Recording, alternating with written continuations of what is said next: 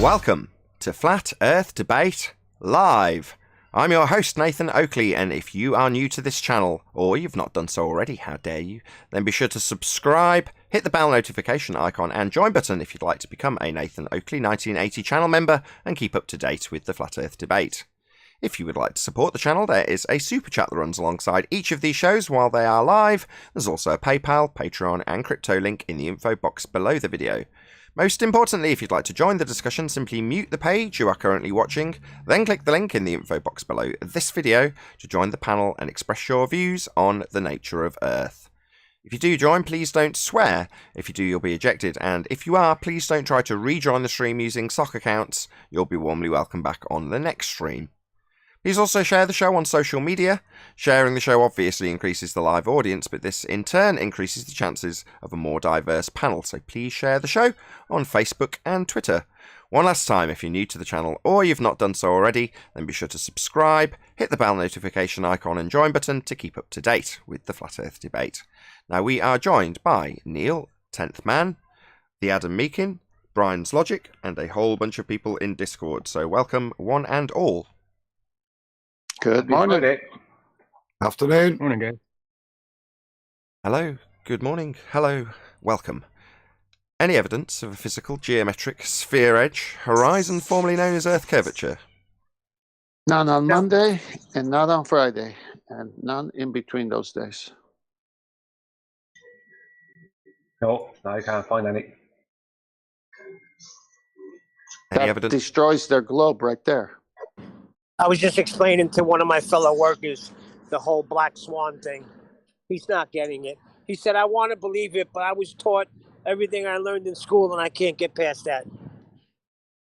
This is honest. That's raw honesty, though, right? At least he's given his actual reason. He's not lied to you. He's gone, I explained everything to him. He said, it sounds correct. Everything sounds right. But they just shot a rocket up the other day. I watched it. I said, yeah. You saw an expensive rocket show. That's all. Yeah, a lot of people will just accept it because they've seen it on TV. If it's on TV, then it's real. Hey, Paul? Do you know how much it'd cost to fake that? I don't think you could fake it. I think it would be more expensive to try and fake it than to do it for real. Well, you got to get Kramer. Kramer could fake it. Kramer? From Seinfeld. Yeah, from, Seinfeld. When he faked it. Okay, we'll get Kramer to fake it then. Any evidence of axial rotation of the Earth-based variety? That would involve us seeing observing the Coriolis effect from the ground, yes? Yeah, that would be their claim. We have Coriolis deviation at 15 degrees an hour as Earth turns underneath. Hey, Shay. No. Shay, can you pop yourself on mute? Hello, Shay. Shay? Hello. Can you turn yourself down a bit, or get back off your mic, or turn your speakers down? You're causing a load of feedback. Mic Did you hear discipline. me? Mic discipline. Yes, we can hear you. Can you turn yourself down a bit so we don't hear ourselves feeding back through your speakers? I have turned myself down, That's haven't excellent. I? Well done. Thank you very much. Hey, Arwin. Hey, Arwin. Hi, Owen. Hello. Hello. Hello, guys. Any evidence of the distance to the sun? Oh, Well, if you pre-assume that we're on a globe of a particular size and there's another planet that's equal in that size at a particular distance that you've not verified. Shay, hold on. Shay, are you insane or just stupid? Put yourself on mute. I'm not going to ask you again. You'll just get removed. Sorry, Brian. Yeah, if you presume you're on a spherical planet of a particular size, and then you presume that there's another planet equal in that size at a particular distance, then you can presume that the sun is 93 million miles away. I don't know if you call that evidence. Sorry? Don't you have to pretend that triangulation also works? To give you a confirmed triangulated position. If you brush over that as well, then you're fine, I think, Brian, all those. Yeah. Exactly, Adam. Did you ask if that would be classed as evidence? You clearly know the answer to this, Brian. Oh, that's not evidence, Nathan. Absolutely not. That's a load of rubbish. But that's what they got. So, Any scientific evidence of gravity?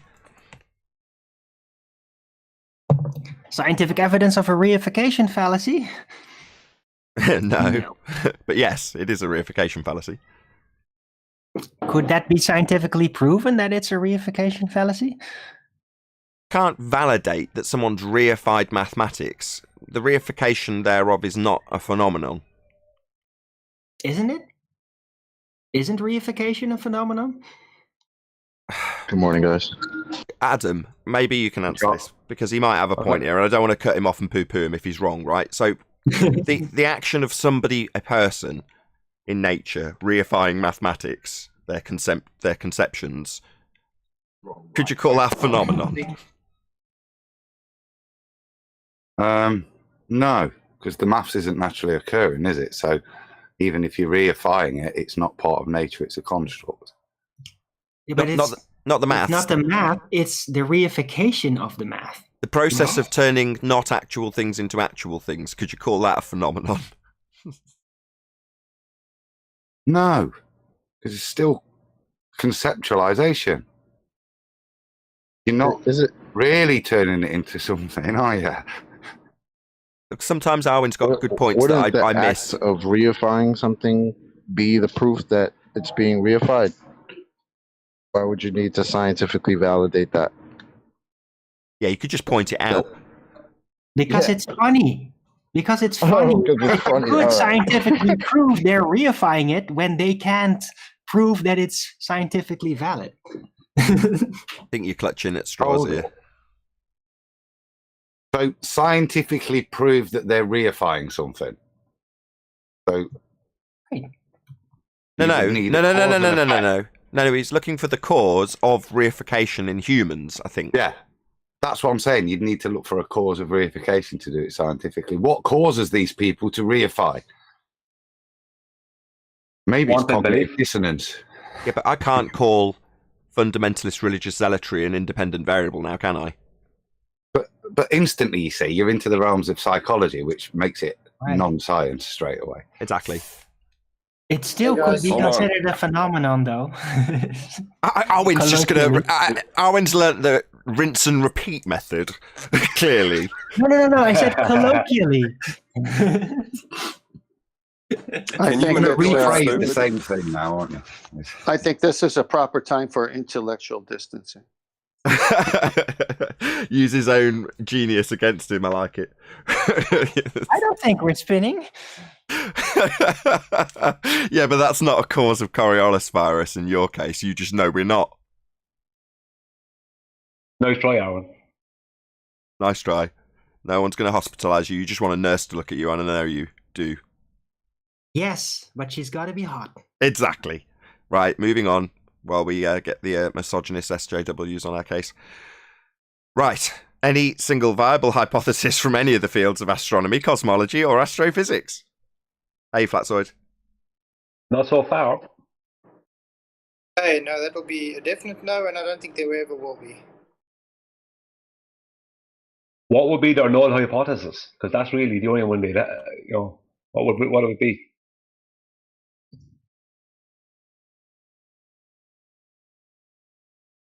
Any evidence of the R value? Earth radius? Presupposition thereof? Radius? Nah. Radius, you say? That got. Well, what is this radius you speak of? What is this? Good one. So, wouldn't you need a Earth curve blocking the bottom of boats for that? What, physical geometric sphere edge horizon formerly known as Earth curve? Yeah, you would. We covered that. First question. Well, you'd not have a moving horizon, and you'd also have to not have refraction, and you'd also have to have a consistently curving Earth. So, no. Or, like you suggested, you could just assume all three. Yeah, that's the other option. Any evidence of a self-perpetuating molten iron core at the centre of a presupposed spherical Earth? We can have a presupposed molten iron core at a presupposed spherical Earth, but you can't have one.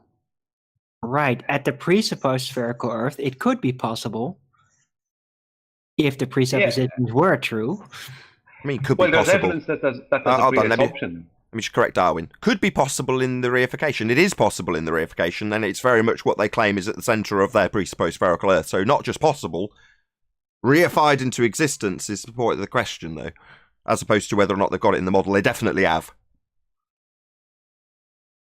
Well, it's definitely in the model. But You got me there. It's definitely in the model, but it doesn't vet out in reality. There is evidence of a pre-assumption, all right? Yeah, that's what Arwen just did. That's it's Friday. They're here to wind me up, ladies and gentlemen. This is the point of this. That's why they're all here. They know I'm knackered by Friday. Are you presupposing our motives now? Oh God, here we go. Next thing you know, funny that some people get mad when we point out that these guys presuppose all this shit, but then there are a couple of them that have come out and just said it, right? I mean, Professor Phil, or just Phil, sorry. He came out and blatantly said it. Of course, yeah, we presuppose a model. That's how we come up with the model. And then you get Rumpus, who I know back in the day said it, that we presuppose R. And of course, we have Mick West, who came out and said, oh, yeah, well, R is based on the presupposition of the standard model. Oh, okay. So then we're not wrong when we're saying you guys presuppose all this shit. So Yeah, I don't because they understand said why the they- rest of them don't catch up and say, "Hey, yeah, we all presuppose this crap." I don't get that. Because they say Well, everybody they knows think- it's a sphere. They think that presupposing is just knowing because they are assuming the Earth must be a ball. or to put it another way, they basically define what a begging the question fallacy is as their justification for begging the question. So, because I already know my outcome, I'm going to assume my outcome. And that's perfectly justifiable. Well, you realise to assume your outcome is to have circular reasoning applied to your logic. Well, yeah, but I already know. So it goes on. I don't get that, man. Seat of your pants. Remember that? Yeah, Guesswork. Same thing. man. Leaps of logic. Rumpus holds no punches. He says we all know it's a sphere. No, we don't. The geometric horizon, according to him, only exists in the maths. So no, we don't live on a just sphere. It's a quoting him. reification. I'm just quoting him. He thinks we're absurd. All of science knows that the Earth is a sphere.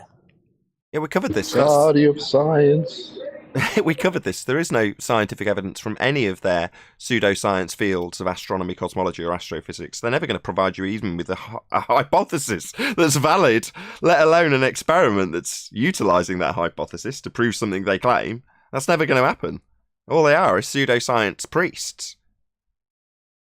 They're always talking about peer review. They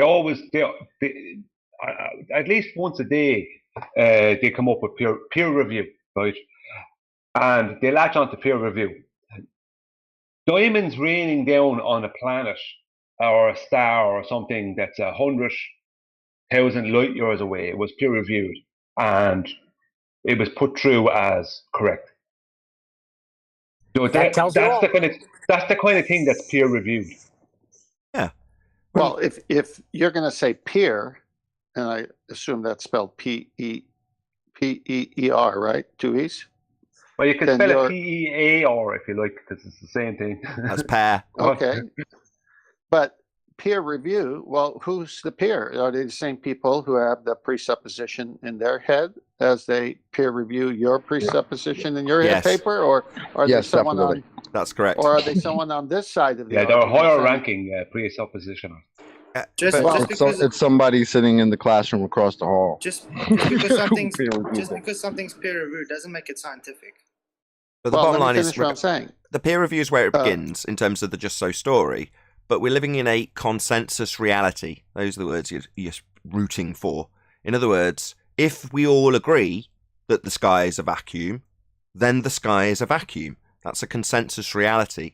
So therefore, because the majority of the Western world already know they're on a sphere, therefore the consensus reality dictates that we're on a sphere. Now, it makes no difference whether in actuality we are or aren't on a sphere, because we live in a consensus reality. The consensus says and thinks they live on a sphere. And they've got peer-reviewed journals to back their thoughts and feelings about the matter when they reify a model. But that's Yeah. not even logical. May I finish my peer review? All right. So in high school, as Chocolate and I have a very similar story. The teacher taught this. And we, the peers of the teacher, maybe not by age, but in proximity, said, wait a minute, how could that be if water doesn't curve? Or how can that be if? And we reviewed what he said. And in my case, the teacher said, okay, listen, I just have to teach it. I don't even believe it. So where's the honesty of peer review when the people you're teaching it bring up good, logical counter questions? And your answer is, look, don't stop these questions. I have to teach this. I don't even believe it. Right, teachers are not your peers. They're your teachers. Student teacher isn't the same as peer. Your peers would be the other students around you. Right, but what I'm saying is, why is peer reviewed limited to teachers who all have the same presupposition? To be a more honest scale, it should be reviewed by the most hostile witness, and you with the facts should win when you logically overcome all the objections. Well, it's contextualized within their system. So your idealistic, what it should or shouldn't be, is irrelevant because they're utilizing it to their own ends. Hitler was misunderstood. What's misunderstood, sorry? Say that again, I missed that. I missed that, Ryan. Say it again. Oh, somebody repeat what was just said. He said Hitler was misunderstood. All right. The Hitler fallacy. I didn't. When I said peer review, I was correct because you may as well have a peer reviewing you for a start. But secondly, they're all peer believers. They believe they live on a pear, a pear-shaped world. Even Neil deGrasse Tyson describes it as a pear. So they are all peer believers. So it's peer review would be more correct because they're not critically reviewing anything. It's whatever fits with their peer model. I think I think this is something we covered on QEs, Nathan, isn't it? Is this dilution of what peer review was purposed for initially, which is part of the systematic evaluation and repetition of experimentation. That's what a peer review is supposed to do. You're supposed to go and replicate it, get the same results. What it's kind of turned into, and mostly you see, is a mathematical appraisal. Is the maths within the postulations correct? Is there any faults there? And well, very rarely you're going to get that. But no longer does it have the significance for me. Peer review used to, like I say, used to be a repetition and a confirmation of both experimentation and results done by another independent person. Now it's just a review of the paper to see if there's any logical errors. It's not part of the scientific method anymore. Are you sure? Are you sure that peer review is ever basically the systematic experimentation stage in the scientific method? Are you? No, but it would go off. It would go off, and it would be part of later on. It would be part of the future confirmation that somebody else somewhere else has performed the same experiment and attained the same results. So once you publish it as your side, then the peer review part would be to review that and perform the same thing, and it would be part of the confirmation. Not to the point where you've published your paper, because it's after you've published, but then peer review it shoots it down as well, doesn't it? As Tan's saying, somebody goes off and say, well, we did it exactly as you've described, and we got something completely different. Say again, whoever that was in Discord.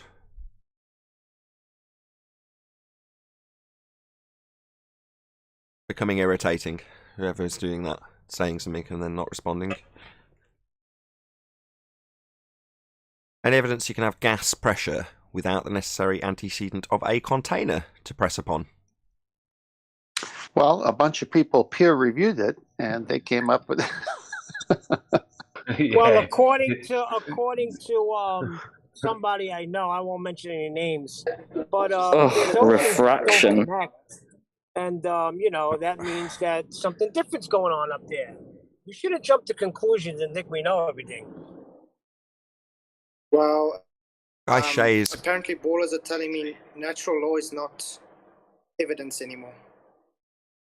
I'm getting a bit tired of Shay's ejaculations. Sorry, refraction?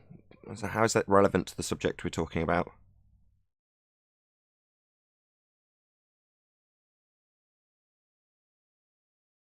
Hello, do you have Tourette's? Time to kick somebody.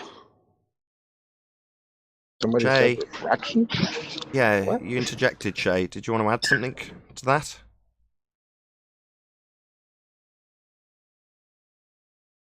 Last opportunity. I'm just going to remove you. All you're doing at the moment is interrupting a decent flow of conversation. Hello, sorry, back. Hello. Hello? Hi. Yes, we hear you. Did you have something you wanted to add, Chief?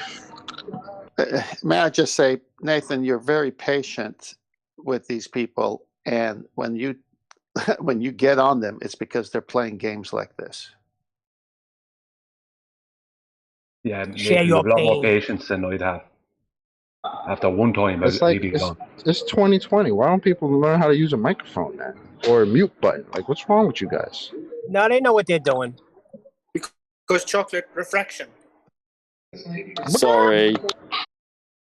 That's okay. Did you want to elaborate on your interjection? No, I'll just listen. No, but you haven't been. You've been interjecting. That's why we're now talking to you. No, I have been listening. I think your points are very good. I won't interrupt anymore. Just carry on with your debate. So you don't need to talk anymore, is what you're saying? Yeah, no, I'll just listen.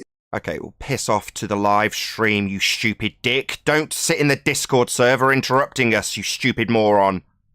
Get out.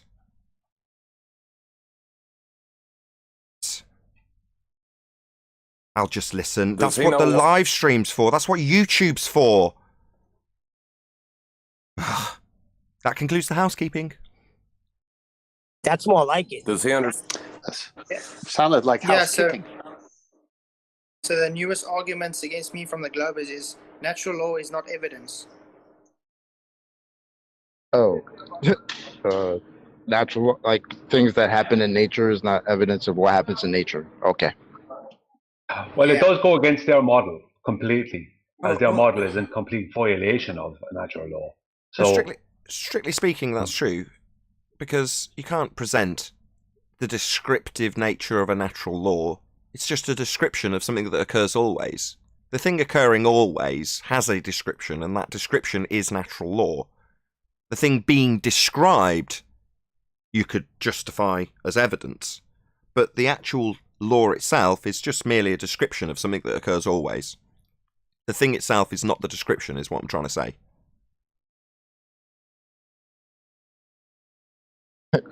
So they're saying that you can't describe something the way it's happening. That's no longer an argument.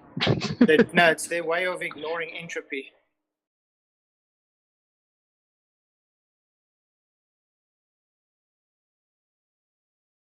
Yeah, I don't know, man. Second law of thermodynamics doesn't apply to the Earth, end quote, the rumpus. Roughly translated, the second law of thermodynamics does not work in the heliocentric model, which we don't live on. It's just a model and a philosophy, so therefore it's not applicable to our model. But we don't live on their model. The Earth is not a sphere. Second law of thermodynamics absolutely applies to the Earth. We're standing on the Earth, and that's where nature and their laws have been described from. Go on, whoever that is. Wasn't the law discovered here on Earth though? I was thinking that it was, wasn't it? Yeah, by way of its suggestive name, it's a law that describes occurrences within nature. That would be our existence and how it is described.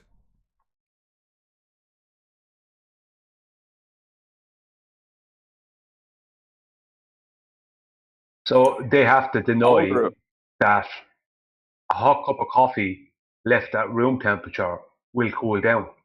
So they're denying that that's the reality. Well, when we've Because asked that that, is part of entropy. when we've asked that question, the response we got, I can't remember who it was from, was, what if the cup of coffee was the size of an ocean? That was the response we got. No concession that, yeah, cups of coffee get cold. That's just entropy increase. Fairly standard stuff.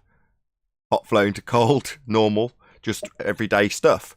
But they won't even concede that because their model can't cope with this law of nature that's applicable always in the world we inhabit.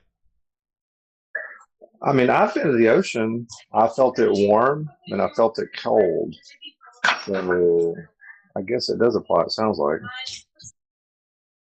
They wouldn't be laws. If they didn't apply, if those descriptions of what is occurring always weren't applicable, they wouldn't be laws anymore.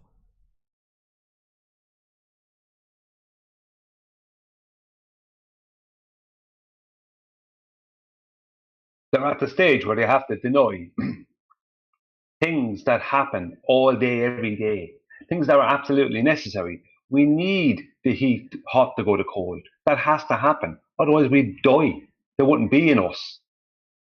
So they're denying the very thing that allows us to exist.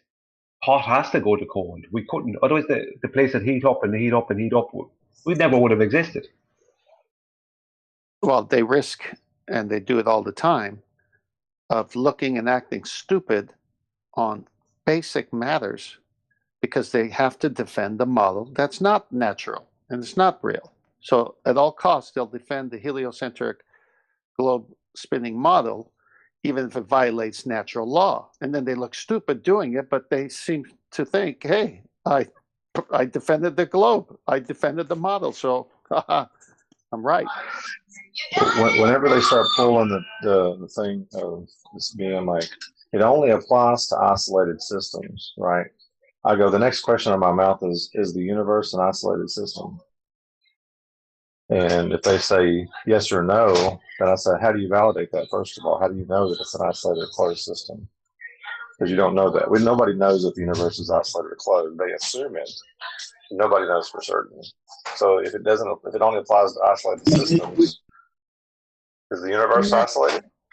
In their model, is it isolated? In their model, it's ever expanding. Probably So why. would that make it? To me, that wouldn't make it isolated, Nathan, because it's changing. It's not a locked system. Secondly, I it's agree. a bit bigger.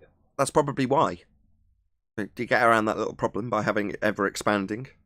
They've even got a reversal of that. The big crunch, when the universe will start contracting. Yeah, the elastic of the universe reaches its limit and starts coming back. Yeah, exactly. So then the universe entropy would be decreasing if that was to happen, right? That's correct. So yes, that's correct. Something? That's absolutely spot on, Paul. Yes, a complete violation of the second law of thermodynamics in that description by Stephen Hawking, I believe, was the one who put that forward. I'm confused about something though. How is the universe supposed to be expanding if they have a fixed volume to it? Well, the volume came from the start point. So there was a fixed volume which then exploded out into everything we now know, and that everything is just having the gaps between it increase. According to them, it's total bollocks. That's ridiculous. How did they validate this fixed volume if it was around before everything was? They don't. That's our point, or that's Adam's point. They don't. They have an ever-expanding volume. Whenever I bring this up, QE says, no, well, I've got documented, they've got a number for it. It's like, yeah, but that isn't necessarily in line with their rhetoric, which is an ever-expanding, infinitely expanding universe. Starting at a singular point and moving out, ever-expanding. That's what they've got. But the volume number is just an arbitrary convention just to have a number to use in math. Yeah, that goes without saying. The fact that they can still, as QE cites, arbitrarily assign a value to that. Yeah, of course. You can do anything you like within a model. It's just really mathematical fantasists, really, we're dealing with. isn't it? When it comes down to the brass tacks. Yeah, it's just So reification of maths. Yes, spot on. Yeah. I have one more question, Nathan. Sorry, John. I go after John. Go on, John. I was going to say, when they ask where the edge of the Earth is, it's the same kind of question as what is your universe expanding into? They won't answer that, but they demand that we tell them the boundaries of our world.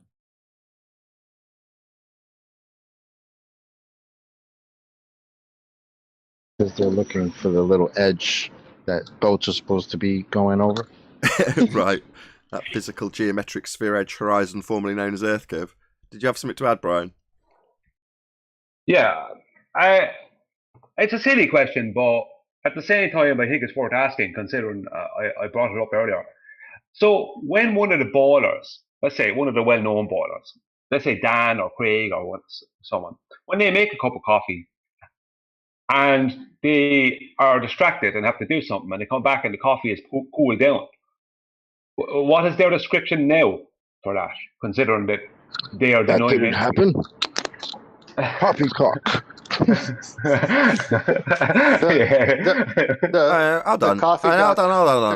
Hold on. I don't think they would deny. I don't want to belittle these people. They're not that stupid. I don't think they'd outright deny that the second law of thermodynamics exists.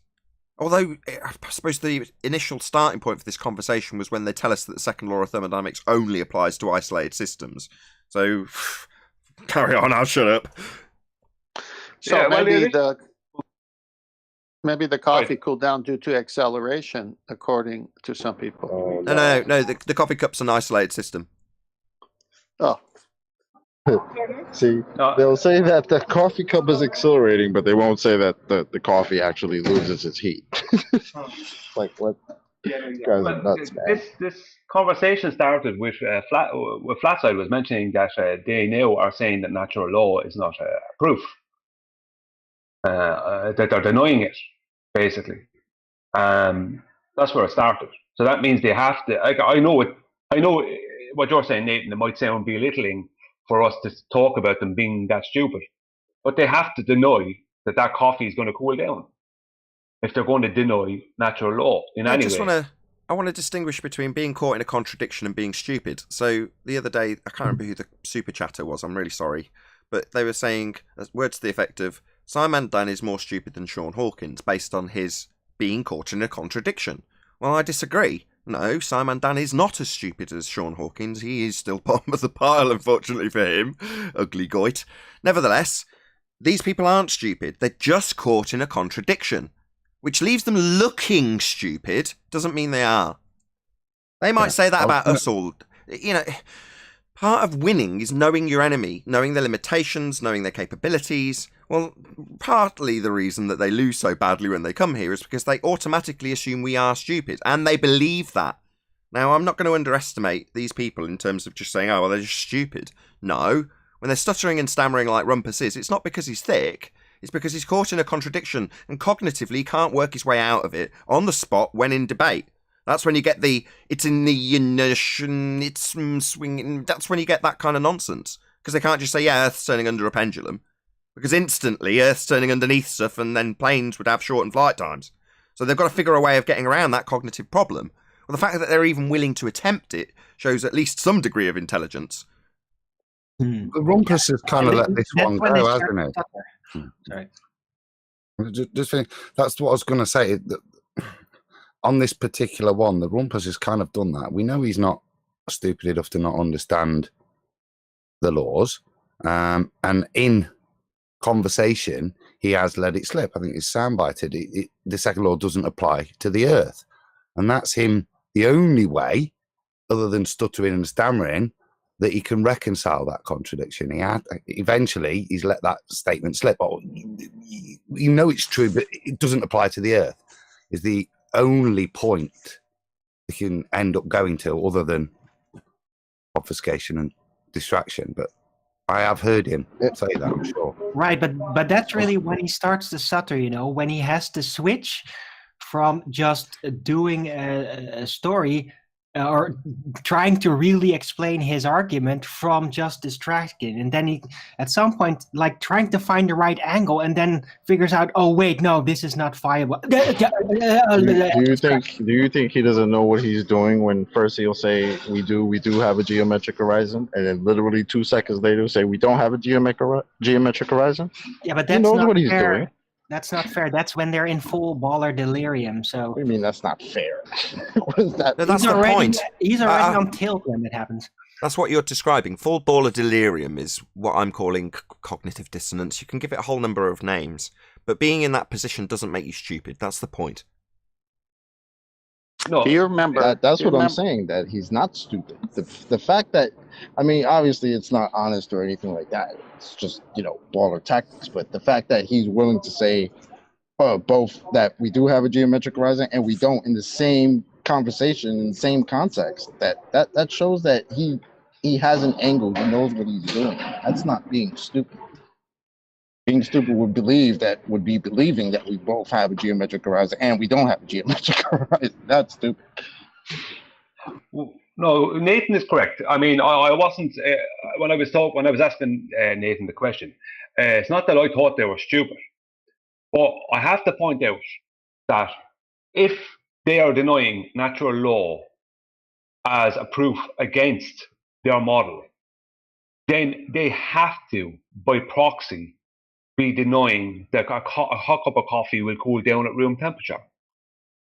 So that is not very, although they're not stupid, that is not a very smart position to hold, is it? Let's be honest. I think that's actually pretty telling, saying that we're going to deny natural law. So we're going to deny what actually happens in nature. Okay. Well, he said means it's in contradiction to your model. That's why you're going to deny it. But he says it even weirder, because he doesn't deny it exists at all. He just says it doesn't apply to the Earth. And then my question would be, okay, so how was it ever established then? In a pre-space age era? That makes no damn sense. Okay, guys, just want to let Rams get a word in. He was trying to get a word in there. Rams, did you want to add something? Feel free.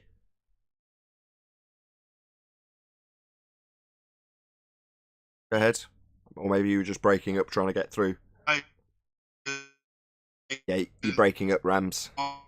That the law's happening. Am I? You're breaking up too much for us to make out what you're saying, I'm afraid, Rams. Sorry. Better? A little bit. Try again. If it stays, just re-log in with Discord. Yeah, drop and rejoin, maybe. Can I bring up a current episode where we were talking about the pendulum, and Rumpus says, I know everything about pendulums. And then Nathan says, well, does it go back and forth or and silence? Stutter. And then he goes, well, it does a figure eight. It does a figure eight. Oh, wow. And then at one point he said, I could look it up. Okay. Didn't we have ellipses first and then a figure eight that we stuttered around? Yes. Yeah.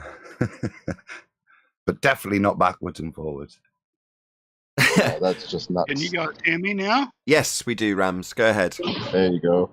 Oh, yeah. I was just going to say, do they deny the law, or do they think that it's being overcome by something else? They just flat out deny it. Say it only applies to isolated systems, and there are no isolated systems in nature. It's merely used as part of the description. Right. It's very weird because there's an example of a professor with a glass tube, has, valve in between the tube, in the middle of it. It's got a vacuum on one side, gas in the other, and very easily displays how gas disperses into the whole tube. Calling that entropy would be the second law of thermodynamics. We saw it right there. I don't understand how you would deny something like that. I mean, you prove it every time you open a can of Coke. The gas in the Coke leaves the Coke, never comes back into the Coke. I don't understand why people would deny such a thing exists. Oh, because they have a model. My bad. Because when the Coke gas disappears, they're forced to say the word they don't want to say. It's flat.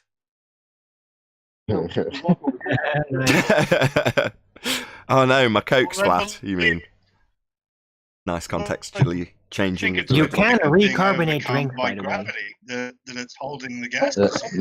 Say again, Rams. One more time. They think gravity's holding the gases here. Actually, though. They think gravity's holding gas here. Yeah, they do. Yeah. Yeah. Well, I usually ask them, can gravity decrease entropy? And they have to answer that question. And see what they say. Show me with my Coke can. No, is the answer. Just quick shout out to James Richard, expressing his opinion about Rumpus. Willingly being dishonest, Rumpus in brackets, is stupidity. Sorry, that's just how I feel. Fair enough. Everyone's entitled to their opinion, James. Thank you very much for the super chat. And it's obvious that the Coke needs to be in the container closed to have pressure. Yeah.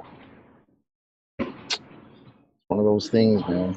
And then when I tell that to people, my coworkers, they just look at me like I said something weird. And I'm like, but you understand this implicitly, right? Like, this is just the way it works. You know damn well if you open your Coke can and you just leave it there, you're not going to come back 2 days and you're still going to be all bubbly and refreshing.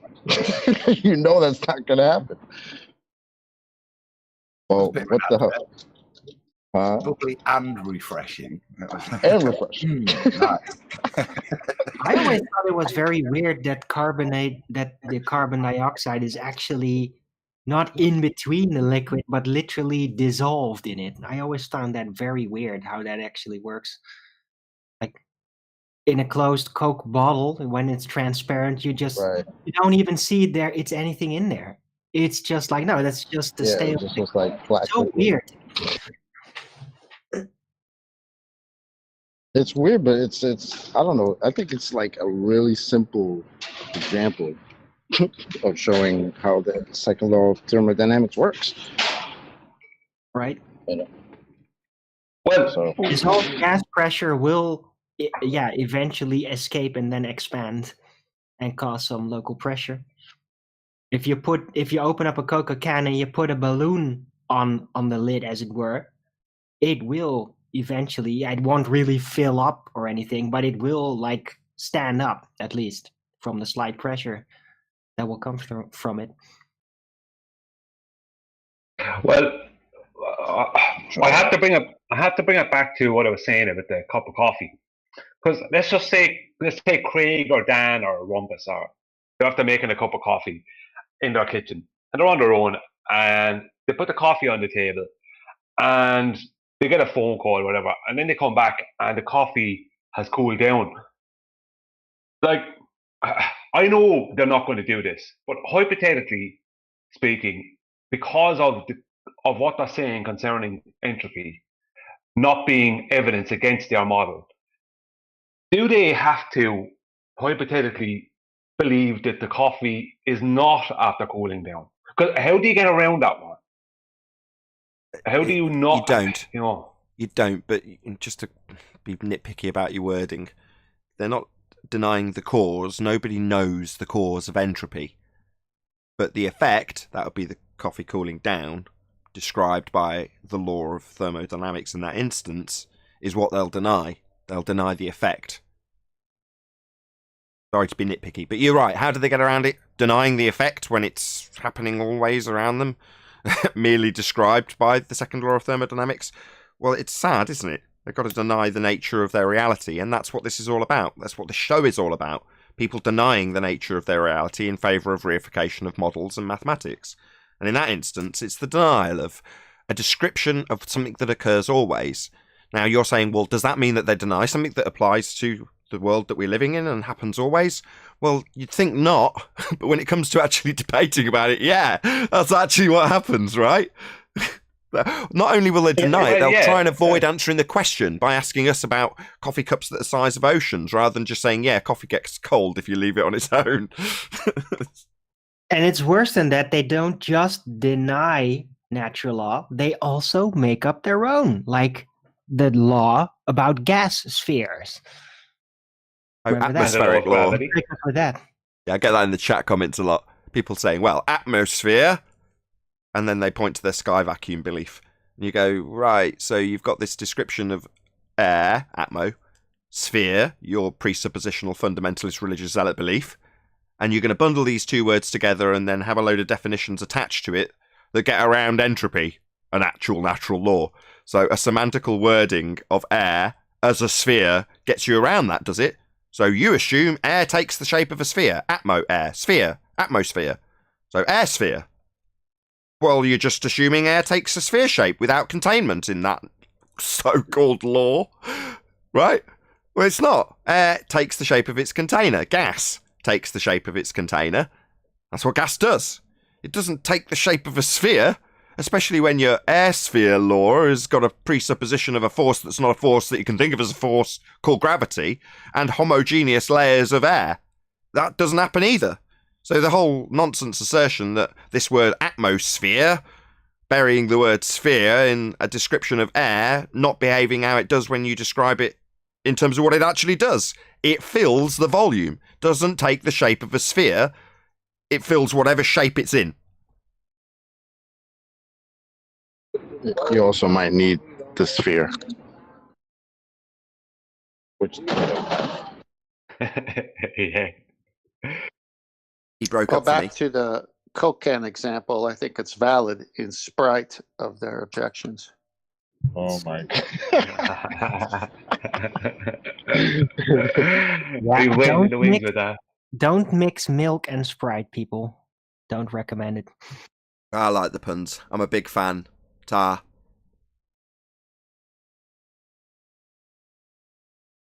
Yeah, I sorry, Adam, go on, you ahead. Have you ever seen that? What happened? They got instant yogurt. Really disgusting. But No one picked up on my pun. Or they got it and didn't laugh. Bastards. I was trying. I didn't get it. Maybe it's because it's an English thing. We say ta, meaning thank you. So if I say ta very much, it means thank you very much. It's just shortened. Ta. Well, I said, I'm a big fan. Ta. Fanta? No? Fuck you all. Fanta, yeah, the soda drink oh Fanta. God, Fanta. That's old. I did open up my mic to sigh, Nathan. So I got he did. Oh, I think Fanta to sigh. If Coke are listening, I am definitely up for sponsorship. chocolate already is. It's refreshing. What's funny is I prefer Pepsi, but Get out. I enjoy Coke. I prefer cannabis. Oh God, I went out to lower the tone. The ballers come here to get crushed. Oh God, this is dire. This is as bad as when we did beer puns. Just keep them light. Oh God, please don't. We've got it. Someone save us. I like the beers that have lemon juice in them. Really nice. That's nice. You want to see Arwin? We could do the soda puns later. Just put it on my tab. Oh God. Antiquated Perfect. 80s cola jokes. I love it. Can I just give you 7-Up and be okay?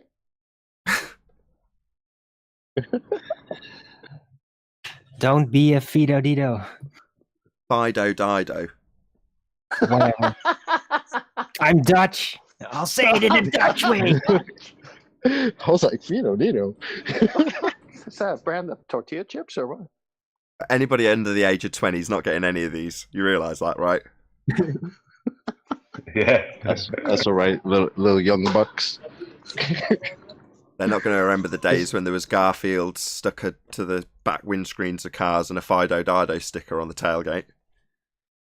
Ooh, 80s advertisement. Or that guy that pulled down his pants when you squeezed a little thing in the front seat, so you could moon people behind you. Seymour Butts. Seymour Butts? No, he's a pornographer. But very telling, Adam.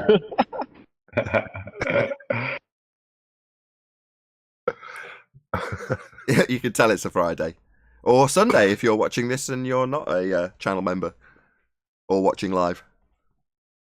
Well, the ballers have been tired out, crushed, the whole thing, and it's Friday. We can't even get one of them to come on to defend any part of their model. On a slightly different subject, YouTube actually recommended one of my videos yesterday for the first time in about 2.5 years. I'm not even joking. What? Yep. Recommended it to you? No. Was it recommended it to other. Recommended it to me. Recommended it to other people for them to watch it. Huh. So I put out a video called Coriolis Virus Monkey Simon Dan. And that video, in the space of 24 hours, has had 5,000 views. And one of the commenters, or at least a couple of the commenters, said, albeit in a derogatory tone, "Why is YouTube recommending this to me?" I'm telling you, it was the outbreak monkey. That's what did it, man. You're welcome. And the good message afterward, because I guess that, yeah, the controllers are realizing that it's the lessons we have to teach about intellectual distancing is actually quite a valuable one. It's been a massive joint effort. It's been a contribution from almost everyone on the panel in this regard. So Adam's done thumbnails and linked it to the COVID virus for humorous effect, with the COVID virus thumbnails next to Coriolis virus descriptions of the symptoms they would suffer if contracting. Oh, perfect timing. If contracting the Coriolis virus. So here's Adam's contribution. Arwin, sorry, everyone else who might take offence to this, had the best contribution, bar none, which was intellectual distancing, which is just going to go down in history as far as I'm concerned. It's absolutely brilliant. And, Virus himself, that would be Ahum Virus, who basically gave me the idea to put the words together in terms of Coriolis and virus. They just appeared in the same sentence when coming up with a name for a video, and suddenly it was like, the angels sang, and there it was. And, everyone else along the way, Anthony Riley, a few other people have stuck their 2 pennyworth in.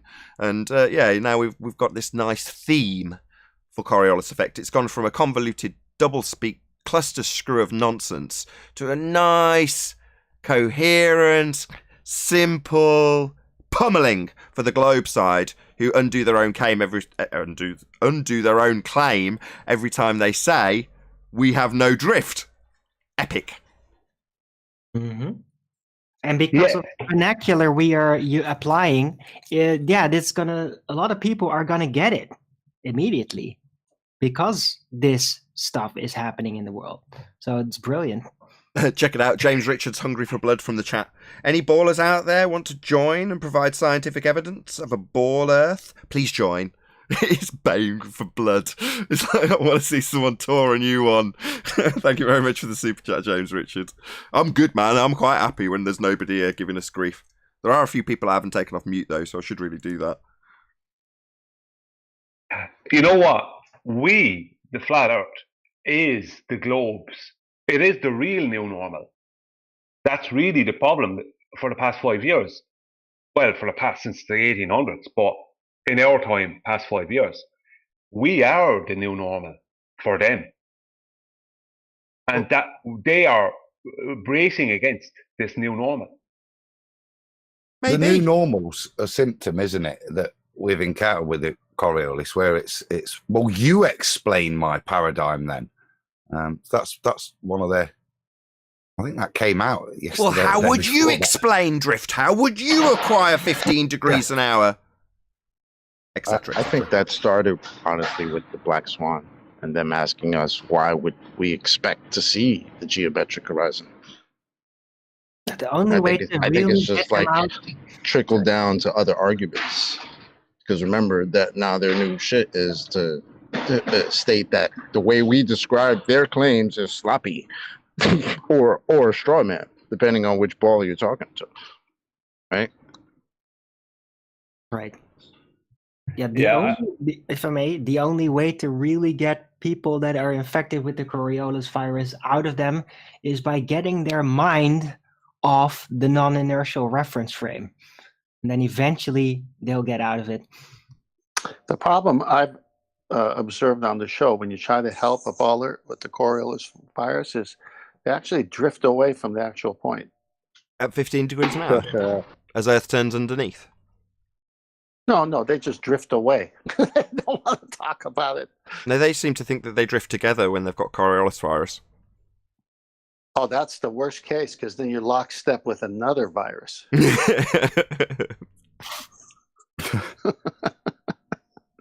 Perfect. Are you saying the I think I have. Sorry, Nathan, I'll go after you. It was someone in Discord, actually. Go ahead, whoever that was. I was just saying, to 10th man, do they actually drift? Yeah, technically that's no viral drift. Yeah, that's a good point. Do they actually drift, 10th man? Or is it not actual? Well, I'll quote one of their best. Science doesn't prove things. What was that spurious non sequitur? It was I gotta act like one. I gotta act like one, don't I? Fair enough. You are being a baller. It's only reasonable that you should behave in that way. They actually drift, yes. All right. Coriolis is not actual deviation as you turn underneath stuff, so that's a bit of a problem. Not Coriolis. These guys, when 10th man said they drift away, they actually drift away. Oh, mentally. I see. With that, I'm going to say first and foremost a huge, massive, enormous thank you to both Discord and G+ Panels for making today's live show possible. If you are watching on either Nathan Oakley 1980 or Nathan Oakley premiering streams, then stay tuned as there will be an after show to follow. Fortunately, if you are watching live, this is where we bid you farewell. Massive thanks to all of you who smashed the super chat, joined as a member, commented, shared, subscribed, and all that good stuff. Oh, there's been one more super chat. Let's just shout out James Richard again. He says, to measure something, why would you expect to see it? Meaning geometric horizon.